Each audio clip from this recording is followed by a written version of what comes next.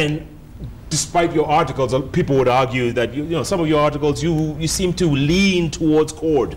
I have always... You praise former Prime Minister Raila Odinga to no end. I have differed with Mr. Odinga on any number of issues, including his position on Somalia. I've differed with him, you know, on that question. I have, in fact, in the past, argued that some of his political alliances, you know, are not, you know, appropriate. At one point, as you know, he was in bed with Mr. Ruto. You know, so there are some things that I don't. Today, in fact, he's in bed with Mr. Wetangula, you know, whom I don't think deserves to be anywhere near the opposition. So to say that I adore Mr. Odinga or that I always support him is in fact incorrect. There's no empirical evidence to show that. Yeah, and if Senator Wetangula ends up as the running mate of former Prime Minister Raila Odinga, what are you going to say about that? It will be a disaster for this country. Why is that? First of all, let me simply say that you know, individuals who have no history in the struggle for democracy in this country should not purport to belong to the opposition.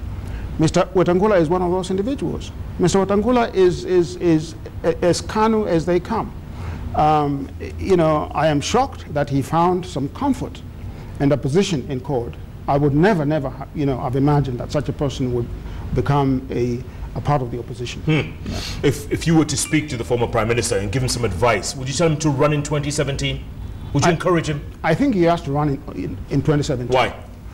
Because I still believe, and I've said this before, that Mr. Odinga is the best president that this country has never had.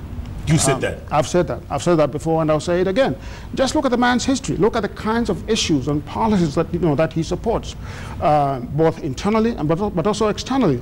It is true that he's not a perfect individual, but tell me, look at the political landscape and tell me, show me another political leader who can hold a candle to Mr. Odinga's credentials as a progressive leader. Show me someone who can really contest that terrain with him among the political class. Now, there are individuals in this country who are not politicians, whom, you know, I would argue would make, you know, wonderful presidents.